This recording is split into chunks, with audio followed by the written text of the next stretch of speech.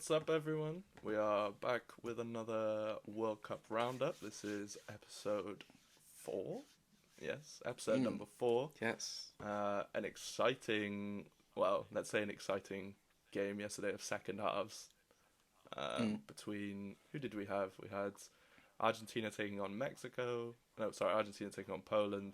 Mexico taking on Saudi Arabia. And then in the earlier kickoffs, who did we have in the earlier kickoffs? We had France play Tunisia. Yeah, France played Tunisia. Mad result. And another mad result in Denmark and Australia. Initial thoughts on yesterday? Initial thoughts. Bleeding out, money-wise. On death's door with the bets. I love how the first comment is to do with the gambling and not the football. Yeah, bleeding out on the money. But with just the football, entertaining, especially the second halves, very entertaining. I was flicking between the games quite a lot, especially because in our preview video that never got to come out, my bad. We had like quite a big discussion between the Poland, Mexico. Who would come second in this group? Yeah, we did, didn't we? Yeah, and I was all in on Mexico, watching this Saudi game. Like, score, prove me right, score, and then they just conceded. And like, oh Christ, I got to go on the show. Yeah, I know. I will add that I called that group correctly. Yeah, you did perfectly again. I know. To be fair, after the first game of that group, like first game day of that group, when Saudi Arabia beat Argentina, I thought all my predictions are out the window at that point. But things were kind of restored back to parity. The group finished as I imagine how a lot of people expected it to finish. Poland remarkably about to get through on yellow cards at one point. Mental. Didn't even know. I would have assumed they would have done something else other than that, but then apparently if they had gone to 7 yellow cards each, they just would have drawn it. Drawn lots, which is like, I think that could start a war with some countries. That's insane. Especially I heard one of the commentators talk about it. Would they do it behind would FIFA draw that on camera, or would they do it behind closed doors? And knowing FIFA, if they did it behind closed doors, it would have been Mexico. Yeah. It has to be pens. I think so as well. I think it has to be pens. I think surely you could find a way of filming the following day pens. They're all only within like an hour and a half of each other. Yeah, gotta be. It just has to be pens. Stick one of them on a helicopter, one of the teams, fly him over, and have a quick penalty shootout. But they're at a massive disadvantage whoever got flown. So like it's just like you got to just next day, at the kickoff of the next game, do pens. What they should do to give us our 10 a.m. fix again. 10 a.m. Yeah, pens. morning penalty shootout. Yeah. And you can just extend it to make it like best of 10. Yeah. Because it's so important. Better, and let everyone takes one then, apart from the keeper. Yeah. Why not have the keeper take one as well? Needs to be, because it will if it's deadlock. So they can't. Be an odd number, right? It would need to be. Oh yeah, so it could be better 11. No, better 11 pens would be here great. For that. I'd be real here for that. But it's like when they take away golden goal. I'm like, why have we done this? This is a way more fun format. I know. But yeah, do you want to... Things happened in a weird order yesterday. So we had Group D games taking place before Group C games. But my brain is weirding out at the thought of discussing Group D first. We can so we'll go into Group C. I guess it makes more sense to talk about the two teams first that aren't going to qualify. Yeah, for sure. On to Saudi Arabia where's Saudi? and Mexico. Where's Saudi? Where's Saudi? That was a meme of the World Cup. I know. but Saudi Arabia gave. I think we were talking a bit before. Well, not. I know we were talking a bit before this started about if Argentina don't go on and win the World Cup, that this will be probably the biggest moment of the tournament. Them being Argentina, and it seemed like they just got those Rolls Royces and then checked out. Like it's tough probably to get over such a momentous thing and then get up for other game to the same extent that you were for that. And I can't imagine you didn't celebrate a bit after, like your phone's going insane. You probably think you're someone that you didn't think you were before the tournament, and to then lose to Poland and get taken apart by Mexico in that second half, it's tough, but so it's weirdly expected, just probably the wrong way around. Yeah. So do you think it was kind of coming for them after beating Argentina? No. So after they beat Argentina with how they played, I thought because of the lack of like creativity Mexico and Poland had shown, if they'd gone and just done that to them, you could have got at least a draw from one of those games, like maybe a similar result. But it just didn't work that way, because fair play to Poland and Mexico, they were clearly like not at all intimidated. Like they didn't see that, they saw that as a freak result, which it was, and just went and played in a very, especially on Poland's side, European way. It's just tire them out, and then our quality will just kill them. Yeah, I think. I think this is. I watched every game in this group, and I think Saudi Arabia were really unlucky against Poland. I think they played really well in the first half. Dominated the ball. They had the best chances, probably of the game before Poland scored. They hit the bar a few times. Did they miss a pen? They did. Yeah, Szczesny saved a penalty, didn't he? Yeah. Second penalty save of the tournament. But I think Poland saw how Saudi Arabia played against Argentina, and they knew that if they just camped in their own half, Saudi Arabia would have to create something quite special to be able to get a clear-cut chance. And, they did a couple times, they just couldn't find the finishing touch. And then I think Poland knew that they're going to tire themselves out, especially with how they performed against Argentina. And I think for all the heroics of winning that game against Argentina, I think Saudi Arabia just used more energy than they could have afforded to in that game. And if they'd saved a little bit in the tank against Poland and Mexico, I think there's a chance that they go through in this group. Yeah. It's it's weird to think that like the Polish players probably go into that game. Like, did they think about it as if like we're seeing it and the commentary's going? Because everyone's like, oh no, Saudi Arabia's playing so well. But are they just in this game like, guys, like it's fine. Yeah. Like we're very confident. We're going to be able to figure this out. There's no need, just don't panic. Come in at half time and it'll be a very different story after like 60 minutes. Yeah, it's a good Because they needed to win point. that game. It's a good point. I think I don't, outside of international tournaments, I don't watch enough Poland football. Yeah, but right. If this is the way that they've played up to this point, leading into the tournament, I wouldn't be surprised if they were just thinking in their heads that, okay, we just need to keep it goalless until we get our chance, and then we have the best number 9 in the world up front who is likely to take that chance.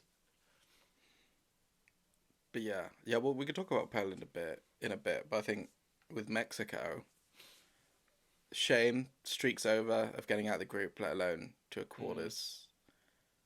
The free kick yesterday was incredible against Saudi. It's nice to see them score a couple of goals and show basically what we expected going in. It's just a shame that there doesn't seem to be... Like, Lozano never became the player everyone thought he was going to after 2018. And there just doesn't seem to be loads of really exciting Mexican players. Yeah. And hopefully that's different by the time they have some games hosting next time. Yeah. First of all, what a goal. I think it's the only free kick goal at tournament scored so far. and he God, the nearly did it tournaments are again hard. like 5 minutes later. Yeah. But yeah, I think Mexico. I didn't expect them to get through this group, but I was expecting a little bit more fight from them, which we saw in the last game. It just all came a little bit too late. Um, it really surprised me not to see more of Alvarez from Ajax playing more. Mm. He seemed to not be their first choice, one of their first choice in central midfield, which, given the way he's played all season and we've seen him play in the Champions League, baffled me, to be honest. I thought they could have done with some of that, but it's not to be. Mexico's record of hitting the round of 16 is over. Yeah. I just disappointing. Yeah. Like that's all it is. Because I think it's ironic. I remember when we were talking about it in the preview thing, like that first game with both of those teams World Cups, and it turned out that it was in a way, but just the other way round. Because you watch it and it's just so frustrating, and this keeps coming back to me with this bloody tournament. If you go and you just draw that first game, I understand it keeps you in the tournament and you don't want to lose it. Mm-hmm. But I feel it's understated the benefits of winning it. So if you go for it, it's like you guys know Saudi Arabia are coming. Yeah. You know, and how Poland went through was beyond unimpressive. And okay, they're going to get through, but where are they now? In who they play? They will play. So, good question. France. Yes, it is France. Yes, it is France. Yeah. So you have to now go play France in the round of 16. Where imagine if you won that game and beat Saudi Arabia, you may be going through on goal difference to play Australia. Like, you know, like I would rather have just gone for it thinking that we may get to a quarterfinal, and then when you're there, that you may not be, you don't know who you're going to be facing. Yeah. And you could all of a sudden be having the best World Cup your country's ever had, but instead it's like likely to creep out in the round of 16, and you know. But hey, I do understand though. Like that is the other argument that Poland did it their way and are going through. It's just it feels like an ugly way to win, doesn't it? Or get through. It's like at the end of the game they were all head in hands, and then 3 minutes later when they hear the full-time whistle's gone and it's 2-1 to Mexico, they're all jumping for joy again. It's like this is no way to play football or like be involved in it. But if it gets you the results, it gets you the results. I guess you can't really argue with it. Poland have been one of my, and always are, feels like in these tournaments, one of my biggest disappointments. Because it just feels like you have a player of such quality in Lewandowski that the system isn't built to get the most out of him. Yeah. Like, but you have the tools. Like you have Matty Cash, so surely you play a 5, and you have Zielinski, so it's not like the service is like untenable. And then you have Milik, who's a great supporting cast member. But yet, how isn't there a way to figure out to get a couple shots on target every game? I don't know, man. I don't know. Yeah. Like, I've seen teams do it numerous times. Look at Ecuador. Yeah, I was just about to say Ecuador. Probably the only person outside of Caicedo and a couple other Brighton players that anyone recognised in the squad was Enner Valencia. And they managed to make it work. And there's no way in hell you can tell me that Enner Valencia is a better footballer than Robert Lewandowski. No way. No, like you can't say Caicedo is head and shoulders above a very experienced Zielinski. No way. No way.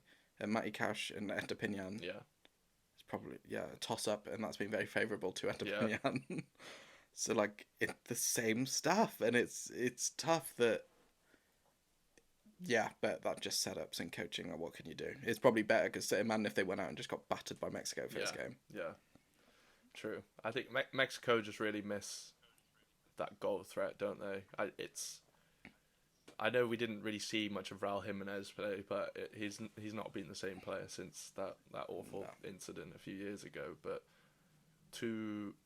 I understand he's playing in the MLS, but so are a ton of the Mexican squad.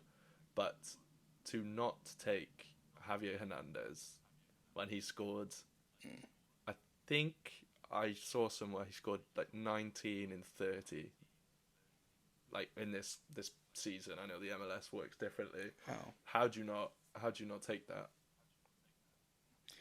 It does seem like a lot of team. Like I feel with some of the smaller countries, Mexico's a massive country, but footballing wise, is one of the smaller middle tier to smaller countries. The coaching seems to often put the team a bit behind the eight ball to us because we don't know what's happened. We're not watching every Mexico game.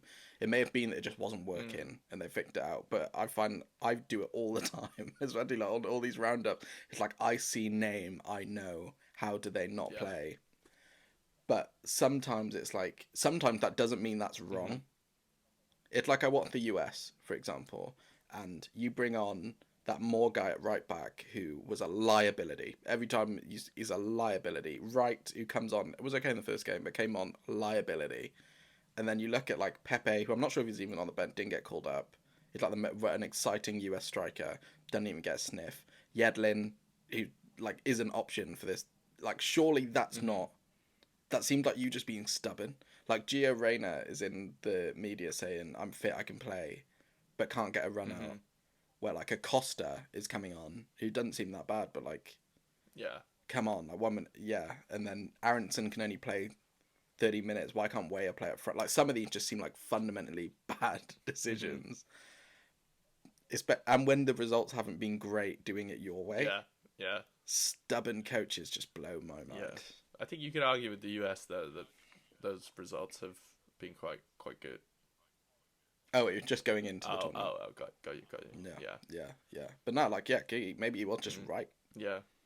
Could bring in Carter Vickers in a centre back was a godsend. He balled the other day. I guess you often forget about the like games before the World Cup and the outrage that happens when certain things aren't happening. It's like, why are we playing this way? Why are we not playing in a certain way? It's like people often forget, like, this is your coach trying to figure out how to play the best way in the World Cup. Yeah. So there's going to be a lot of tinkering, a lot of weird stuff going on. Like even the England squad, you think of Maddison not getting called up to the international games before the World Cup started. And I think everyone didn't know, but knew it would be insane for him not to go to the World Cup. And Southgate was probably like, I just want to try out some other people before making that commitment, which I think is fair. So I think people probably just need a bit more patience with their international managers sometimes. Yeah, funny little tangent as well on that thing.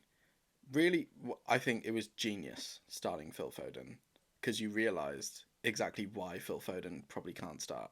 Why is that? Because it's like how he plays is very. I was listening to Declan Rice talk about this. It's like always trying to create something, always trying to look forward, always trying to do something, but it at points does look a little like irresponsible. Because I think when you're playing 10, you've probably all in front of you, but it's quite hard to do off the right. Probably want to play off the left, but then you have good. Is he going to play like Rashford's playing out of his skin? So you put him on the right to kind of show everybody that like he's not a must start. Because I don't think he looked like a must start in the Wales game.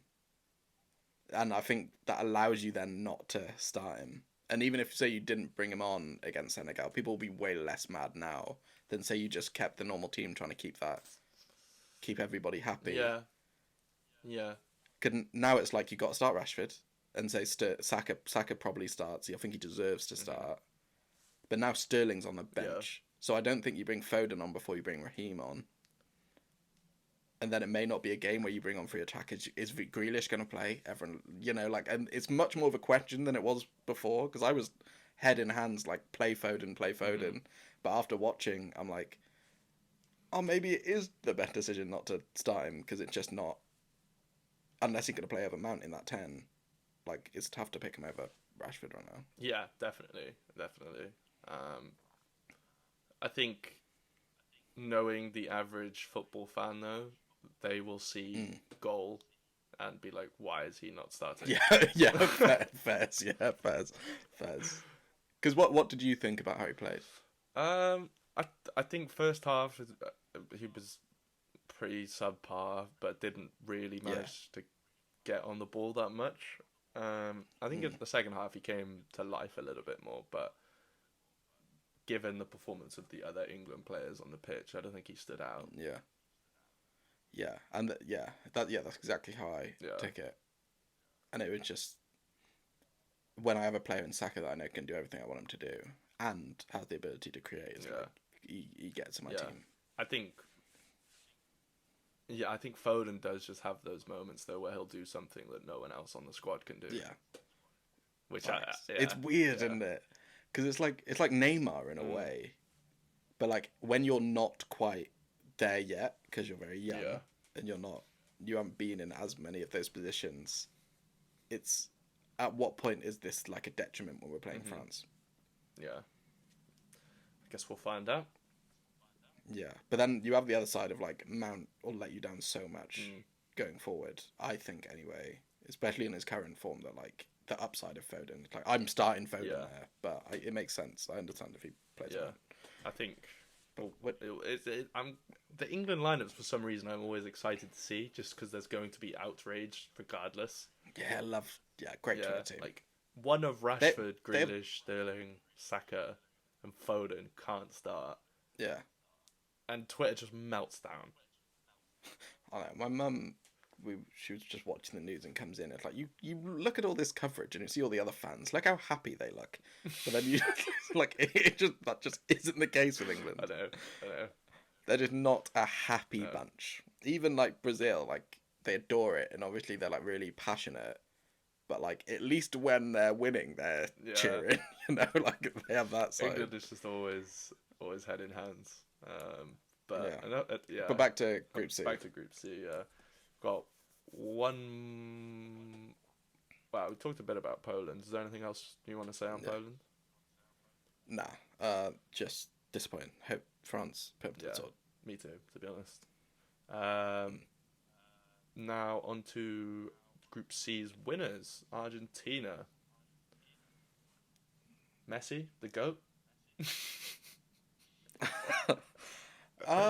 Yeah, no, he's mine. I'm a Ronaldo convert, especially since you just read like a little bit more about like just advanced stats and stuff. It's hard not Mhm. to agree, but What are you thinking? I'm just not convinced. Yeah, I'm not convinced.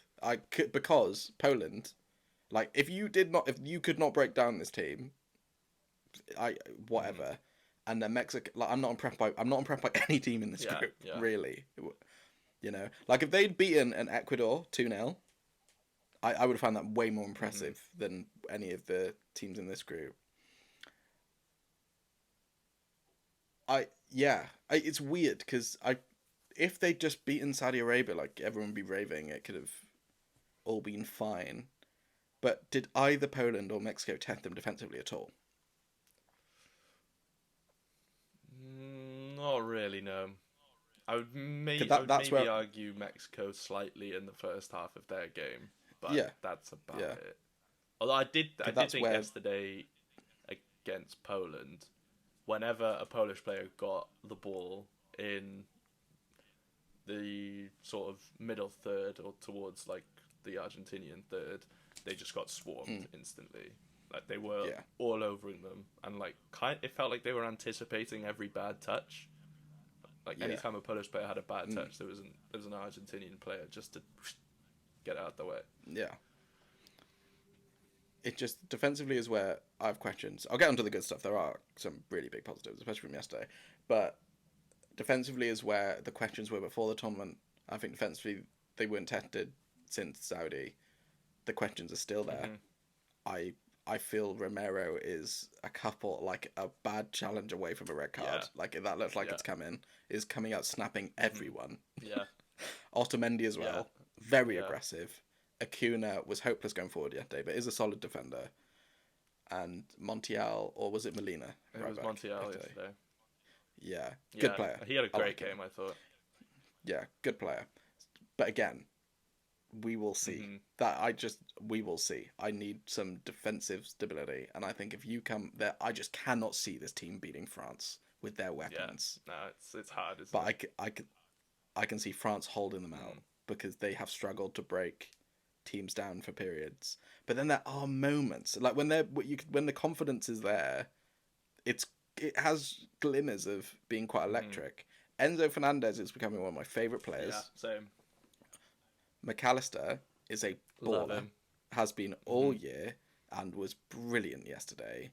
Di Maria still has it. I was going to text you like he does still have it, and Julian Alvarez is breaking out into I one of the best strikers Yeah, around. whilst Lautaro Martinez hasn't really shown it at this World Cup, but Mm, he is kind of objectively better than Alvarez is at this point in time. But that boy will run all game. I think to get the best out of that Argentinian team, I would probably go for someone like Alvarez up front rather than a Martinez and he's bring on Martinez because the key to this Argentinian team and making it work is honestly it's like just Messi not gassing out. And mm, if like the other players can do the defensive work for him, and you see it in the game, like he just strolls around like as if he's like trying to catch his breath for the next opportunity he gets the ball. But if he has to waste his energy, which at the age of 35 doesn't have a bundle of it left, like chasing people down and pressing when the rest of the team can do that for him. If he has to waste mm. that energy, then I think where's the creativity coming from? Yeah, I think it's why I like Dybala's I unplayable. think so. Yeah. 'Cause a lot of time I would look at that Yeah, bench and I'm like, this game is screaming for someone like Dybala, but then mm, if you take Dybala, if you bring him on, there's absolutely it's zero unplayable. press up front.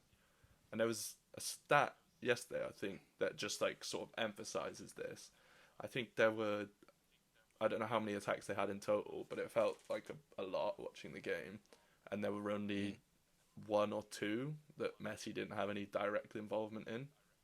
So it just mm. like really hammers home that point that for them to score goals, he's going to need to be in the move at some point.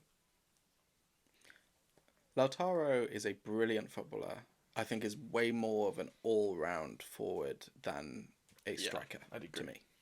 And yeah, and has not been good at this World Cup. Where Alvarez, for both City and for the games we've seen him, has, I really do think, all the tools to be a world class Hmm. striker. He's very quick off the mark, a prolific Hmm. finisher, and technically as good as you need to be. Looks like he's up to get like a bit dirty as well. Like Yeah, relentless presser, edge, a real yeah, edge. like give like his dribbling reminds me of. It's a bit cleaner, but Mm, similar to when Suarez first came to Liverpool, and yeah, he would kind of just bank on the ball, bouncing off people's legs in random ways. That's kind of the vibe that I'm getting from Julian Alvarez, but yeah, he's a little real bit more in yeah, tidier. yeah, real in behind Mm, speed. And it's really cool. I could imagine if I was an Argentina fan, him coming from River, Enzo coming from River, yeah, and both starting in that team within like a year of being like the biggest players at River mm, Plate is like a great yeah, story, and they're really good. And I really think it could be that could be next for them. hmm, Like they could be the next. Like it's like the Uruguay thing. yeah, If like you have like Valverde and Nunez, and it could easily be like Enzo and yeah. Alvarez. I think so. I think so. I think if that's going to happen though, they'll need to take a quite a large step before 2026, both of them. Yeah, yeah, But it's four yeah. years That's away. that's it'd be 20. It'd be like 20. They both like their Yeah, mid it's 20s. definitely plausible for sure. Uh, McAllister as yeah, well. Come to Spurs. You are exactly what we need. Like you play for Brighton, we have a bigger stadium. Stepping stone, release clause. If Madrid ever come, you can go. But you are perfect for us. I beg. I beg. I would love that. Him and Bentancur and Hoiberg, we're fixed. You'd make me whole. Come, McAllister, please, bro. yeah. Please. I think he's quality. Please. And yesterday, Mm, regardless of the finish being pretty lucky, he deserved the goal. Felt like he was yeah. everywhere all the time. Mm, So much energy, and he's only like 23. mm. if you put Mascherano in this team, Yeah, scary. because a lot of that defensive stuff, I would like. DePaul played better yesterday, but God, he loves to give the ball away. Where Mascherano would not give a toss about leaving his half, would not care layoffs, but he would make Romero and Otamendi way less of a risk, risk. I thought it was strange to see Enzo kind of being that number 6, especially given what he did against Mexico, but it kind of worked. Because when he's come on, he's the best passer of the ball, probably in the team, apart from Leo. In terms of just get it, give it, get it, give it, get it, give it, get it, give it, and that kind of metronome. Because I find, especially like they go wide, like it feels like when you're watching these games, Di Maria has so much of the ball. Yeah, it does, doesn't it? Yeah, and it's just like ISO, look around, cross, and start again. Where when Enzo's playing, it seems like he comes and anchors it and just gives it both ways. And it feels like that opens up for Leo, who then gets the ball a lot more, and then he starts doing his thing. And that's why I felt like it worked a lot better. So. Yeah, definitely. It just creates the space a bit more as well. And yeah, when they were moving that ball from left to right, right to left yesterday with speed, and you could tell those Polish players were just getting knackered. But yeah, like you said, I think I'm slightly more impressed with the win against Mexico, even though they played better against Poland, because the win against Mexico was a proper ugly win, you know, regardless of the goals being worldies, they didn't deserve to win 2-0, but they did. Whereas against Poland didn't really give them much. Yeah. So whilst I'm happy that my Argentina to win bet is still alive, I'm not fully convinced. But we'll hop into Group D, and why not speak about Australia and Denmark first, seeing as in the next round we'll have Argentina taking on Australia. Yeah. You go first. Yeah, you go. First of all, don't say it. Don't say what? Don't say what we put in the prediction. I wasn't going to. But I was just going to say Denmark have severely disappointed me in this tournament. But seeing as you brought it up, both of us on a punt thought that there was a decent chance that Denmark might actually finish top of this group, and I think they ended up finishing bottom. Yeah, if they'd just beaten Tunisia and Australia, they could have gone through because France lost. So a goal difference thing could have worked out here. France lost a game, so there was room for Denmark to win this group, but Denmark were just. I don't even know what happened. They were so bad. I know. So bad. I think what we said before in our preview video, that we fancied them, but if anything was going to let them down, it was a real lack of quality up front. And when you're turning to Cornelius that couldn't make it at Cardiff, it's tough, man. It's tough. I think they just missed a lot. They didn't have Delaney, who's a key part of that team, especially in the defensive role. And they just all. I think it's kind of not so much, but kind of Wales vibes. You know, everyone's just quite old now. And I love Christian Eriksen. I think Christian Eriksen's a very good footballer. But, for example, a good friend of mine's a Manchester United fan and raves about how good Christian Eriksen is. I'm I watched him for Spurs for a long time. And at Inter Milan, he didn't light it on fire. No, he couldn't get in the team. Yeah, he couldn't get in the team for a while. Then Conte played him a bit if they won the league, but he wasn't a first name on the team sheet guy. Christian Eriksen's not a world-class footballer. He's a good creative player who showed up for Denmark, but because he was probably their best creative player. That player's never going to drag you through a World Cup, and I wish I just thought about this more before we talk about it. That is never going to drag you through an international tournament. And Højbjerg is great for us and scores a couple goals for us, but he's a fire stopper for us. I think I just expected more from the rest of them. Yeah, there's not many fires you need put out against Tunisia. No. Or Australia.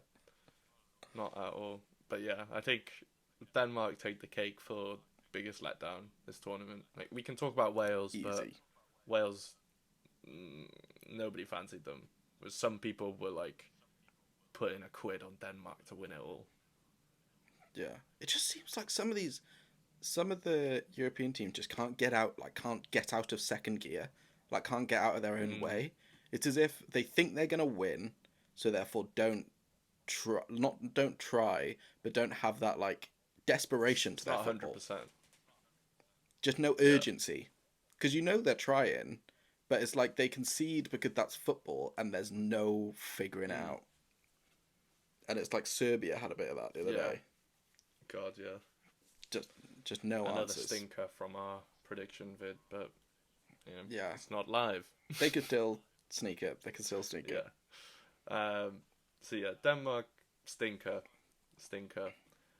Australia. Who'd have thought? It was Insert Paul the Rudd only meme. the only hope I had with the guy called Mobile, and he can't get on the bloody pitch. He barely comes off the bench. It's what the World Cup's all about. And that goal yesterday from Lecky against Denmark. What a goal! I was Duke's header the other day. Quality. I was thinking like he broke. It was like 1-on-1, or like what took like 1-on-2, and I was like, no way he's getting past. Like, surely he's not gonna turn this guy inside out. Another Danish defender appears. I'm like, all right, chance over. Yeah. And then just inside out, past both of them, and proper bottom corner finish. Like no saving it. I was taken aback, to be honest. Like, I was watching the other game and had the commentary on, and then I could just see out of the corner of my eye this orange shirt running up the field alone. I was like, surely not. This isn't going to happen. I know. But touche. Yeah. Also, I did not know football with that pop in Australia. The limbs No on that clue. Twitter vid's insane. I think it's so cool when you have a nation that just everyone is completely writing off. I'd say a lot of people are saying we're the worst team at the tournament. I think I said it. And yeah, to then lose to France 4-1, but show fight, to then like get in that locker room and be like, we're gonna go and win the next two games. I know. Again, Tunisia, which winnable, but even then, good team. Tunisia were not bad at all, and then Denmark, who have I don't think one of our players would get into this team. Yeah. No. Yeah, not one of them. And not even on lucky goals, as in it was all 2 clean sheets. Yeah. And like on the line defending, like limbs flying everywhere, legs blocking everything. I was just super impressed, man. They were a team that I'd completely written off, like you said, and was after watching them lose 4-1 against France. When they scored that first goal, I was like, okay, there's something here, clearly.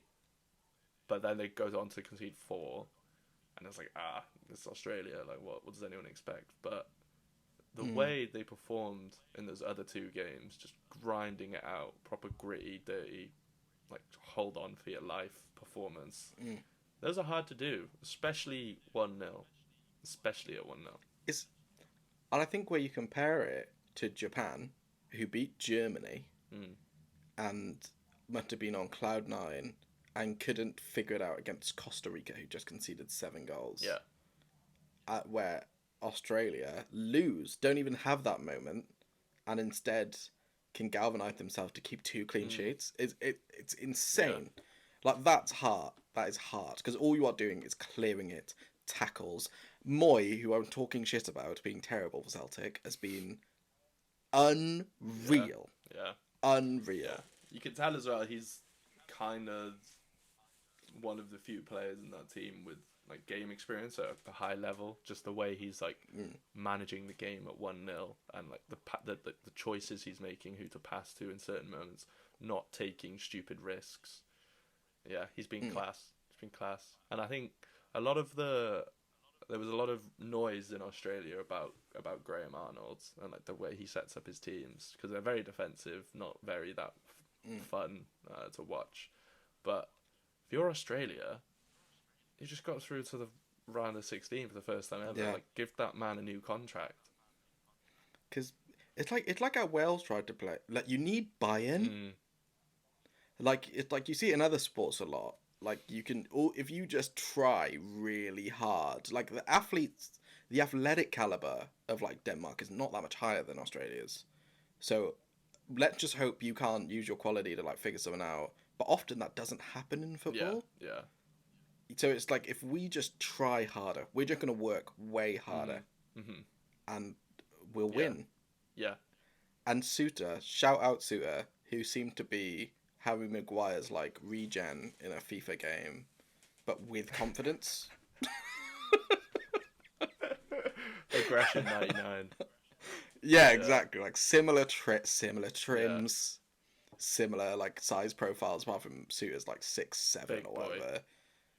Yeah, similar clearance ability. Love a header. But this one is just confident. Yeah. And what probably easily like one of my players of the tournament so far. Yeah, I'd be surprised if he doesn't get signed up by someone sometime soon. Yeah. But yeah. Another Suter. You can be our new Rodon if you fancy it. See if you can figure it out. He's on Spurs scouting duty apparently. Yeah, I am. So that's half of Group D. So we have Australia qualifying in the second position, and remarkably Denmark finishing bottom of the group without a single win. Did they even score a goal? Yeah, they scored one. Christensen got one against France. Yeah, they scored against France. Tough. Yeah. And it was a set piece. Stinker. Stinker. I ain't got nothing to say. I bet you need answers. I got answers nothing on that to say. Yeah, they need answers. That's probably what the Danish coach said to all the players. I had nothing to say to you lot. Yeah. Nothing. It's Tunisia and Australia. Yeah, to be fair, though, I thought Tunisia were real exciting to watch this World Cup. Yeah, well, going on to that, I literally was about to say I have written down, like, for Tunisia, I missed their first game and was watching the Australia game for this. But remember Sean Tekju saying, Tunisia, it's awesome. Yeah, Tunisia against Denmark. They were really, really unlucky not to win that game.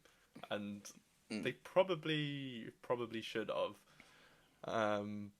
But yeah, yesterday they took on France. And they, although it was, I guess, the French, arguably the C team, given the number of injuries they have, you know, you still expect that France team to come out and do a job against Tunisia, who's not one of them would have got into that. Yeah, first like team.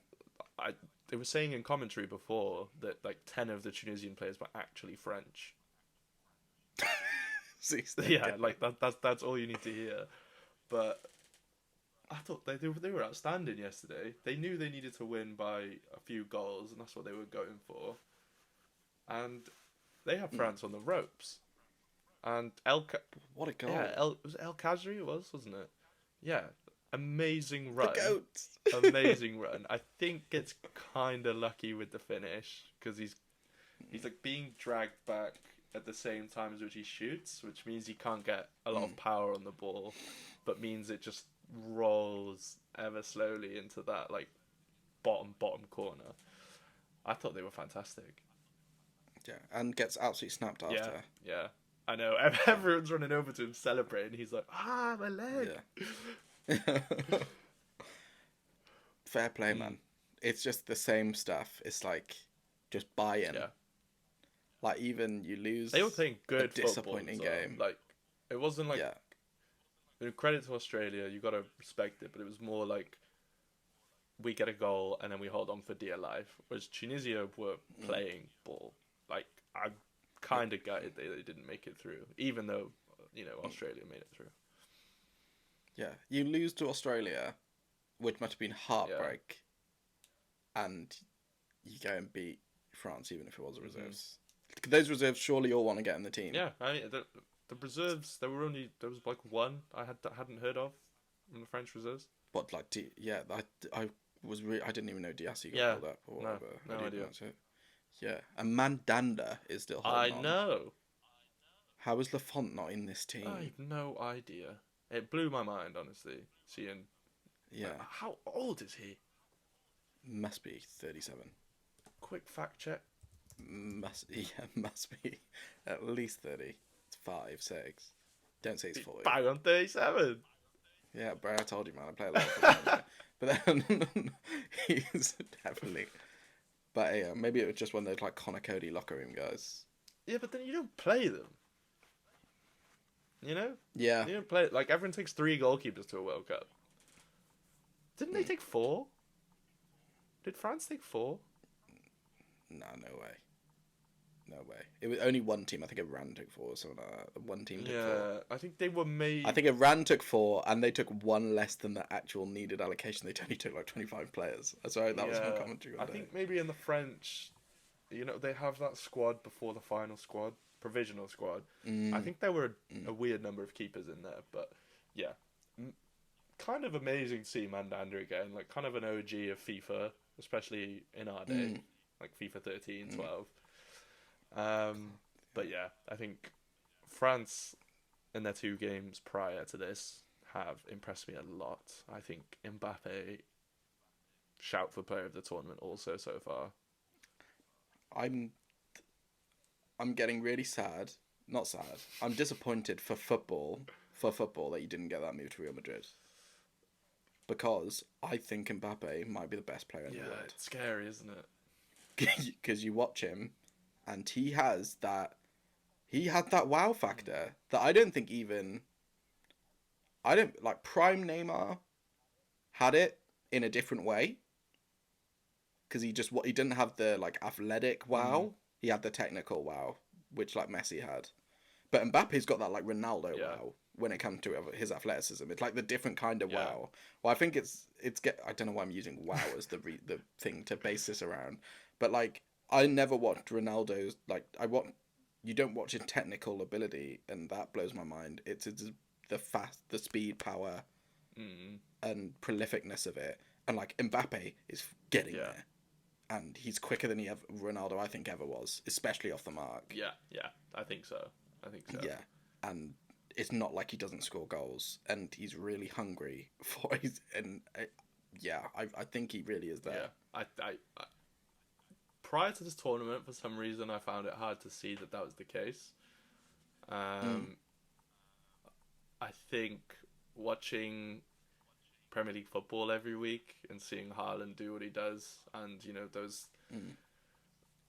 there's always going to be a comparison just because of how Messi and Ronaldo their careers went. There's now always going to be Haaland and Mbappe, and those are going to be the 2 now for a long time. And I think just because I saw Haaland banging in 2 or 3 every week in the Prem, I was leaning more towards him now. But seeing Mbappe do this at World Cup, he's like he dragged France against Denmark. Like they weren't amazing in that game. Like Denmark weren't great either, but they are not winning if he's not on that pitch. Yeah, you just got that. Like sometimes when you're just watching a footballer, you go Christ. And Mbappe's got that, and not many. I'm trying to think of many. It like Messi when he's amazing for everybody yesterday. I'm just like Christ. You are just like Fez. It's as if you're playing a different game, and Mbappe has that. He really does, and like I can imagine this is what it was like watching like Prime Henry.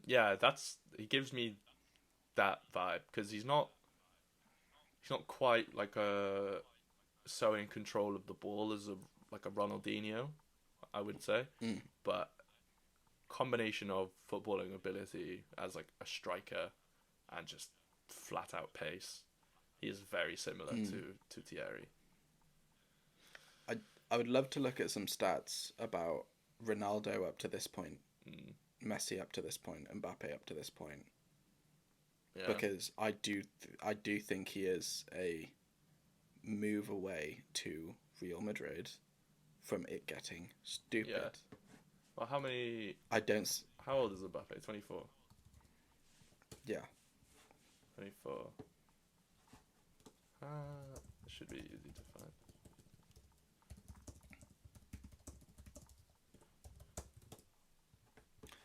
There you go.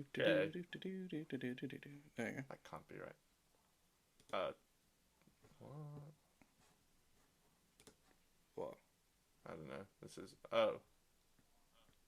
They have. This is an amazing website breakdown. Shout him out. It's called Messi versus Ronaldo .app, and it breaks down all of their stats by like each year of age, like in international games, who the team they played against in an international game, where they ranked in the world. Oh Yeah. God. Geez, it's pretty scary. Messi at 24. This season, it doesn't add them all up, but in the season he was 24, had 73 appearances, 37 assists, and 82 goals. Christ. Yikes. Yeah, Yikes. whereas Ronaldo had 28 goals and 4 assists. So this does just completely add to it. Messi by far is head and shoulders, but it does lend a bit to Mbappe might just be Ronaldo. That might be the trajectory. He doesn't have Paris Saint-Germain. He doesn't have that creative side to his game so much, does he? What's Ronaldo's assist stats like? Yeah. I mean, they're better as a youngster, probably. These numbers are ridiculous. I need to get off this website. It's making me feel sick. Mbappe hopefully just go to a club that's bigger than him, and then he can become bigger than the club. But right now, he's just bigger than the club. But when he plays for France, he's amazing. Like he's boyish in how he plays. I hope. Yeah, I just hope he can find. It feels like he's lost his way a little bit in club football, and I hope he can get like off that path he seems to be on. Because if he does, then he's got the potential to be one of the best ever. Because you hear it's when you hear like Lineker, like all the guys in the studio go in, it's it's like a joy to watch him, and that's how they speak about Leo. Yeah. And that's why I think they got so much Ronaldo love as well, is because it's like we played and that. Like, if you played at the highest level, you can only watch someone who is destroying the highest level and just admire it. So yeah, France. Where do you think they're pretty a scary team really, because it does seem like they have the best player in the tournament.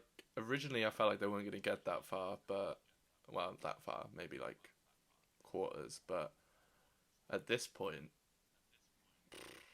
they can go on to win it, in my opinion. I'm watching Brazil without Neymar. It's not all that. It made me think, there's levels. There are levels. And it's when you watch Mbappe and Ousmane Dembele, and compared to Rafinha, Vinicius, he was good but not great. And you seem to just not want to pass at the vital moment. Christ, Vinicius.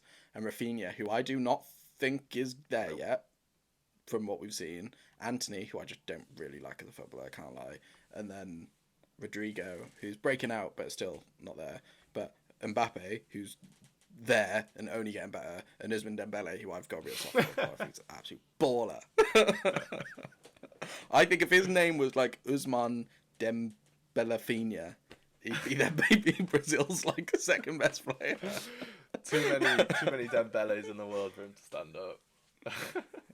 Yeah, it's tough. I mean, Mbappe's on the other side. Yeah, I know. Yeah, I know. But yeah, where do you see them peaking, or at least like that? I can't see a team beating them. I cannot see a team beating them. No. That I really can't. If Neymar comes back, that would be a clash of titans. But with what I've seen from Argentina, I think France scores twice. Yeah. And then it might be a shootout, but I really think France scores twice. I think that Brazil defense is becoming a bigger and bigger strength. I don't think no one's had a shot on target against him. I think Militao right back is scary as well, because he's just as fast as anyone in the tournament, it seems. I definitely think they can win it. But the only thing making me think otherwise was that I thought Denmark looked quite good against France. But what was the score? 2-1.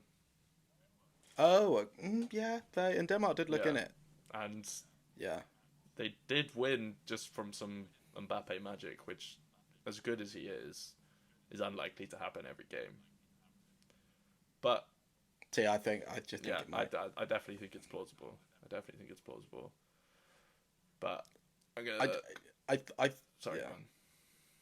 I thought before they didn't have balance, but then you watch it, and Tchouaméni is so good. Rabiot, I still question marks, but whatever. But it's the Giroud, Dembele, Mbappe thing has balance. Question marks about the back line though. Yeah, that's Varane, the thing. I understand Varane's been injured, but he doesn't look great. Not even a biased take, I would actually say Konate has impressed me the most out of all of their defenders so far. I think Upamecano was quite good in the first game. Yeah, he was good. But I thought when them two played together, Konate was more of a standout. I think a right back, you can get a Pavard. I still hate Konate doing anything longer than a 20-yard pass. Yeah, same. Yeah, that's what. Yeah, absolutely. But like Pavard, you can get a Pavard. He's not the quickest. No, he's a great great one-on-one defender, and has great positional awareness. But if you catch him on a break, good luck. I think they can be got at, but I also think because Teo will be at their corner flag, and I hate the idea of Rabiot being on the pivot side of covering that left side. He does not want to defend, that man. Exactly, and that puts so much pressure on Tchouaméni going and snapping someone again. I do get it. So if I hadn't have placed a bet before the tournament, I probably would bet on France right now. To be fair, I'll say that, but I wouldn't say I'm super duper confident. Nah, it's them or I'm warming towards Spain. I'm warming. After that game against Germany, I'm not. I don't know, man. The quality on that game was, it was fun. I love that game. But Spain just surely you just don't want to lose. Surely you just don't want to lose. They don't have a killer. You know, that's what they're lacking, and that's what we saw against Germany. That is what they really are struggling with. And against Costa Rica, you aren't always going to get 5 seconds, whatever it is, to take your shot.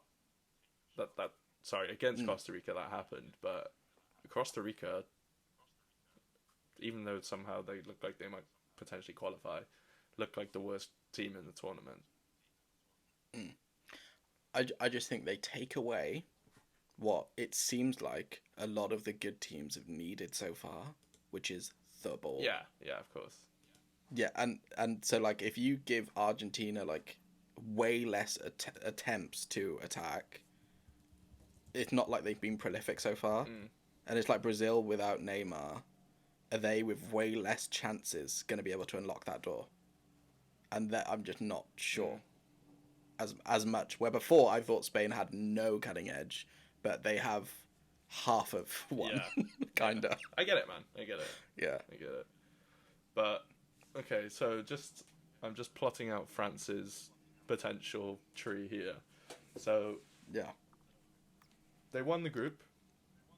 So they play 2C. They play Poland.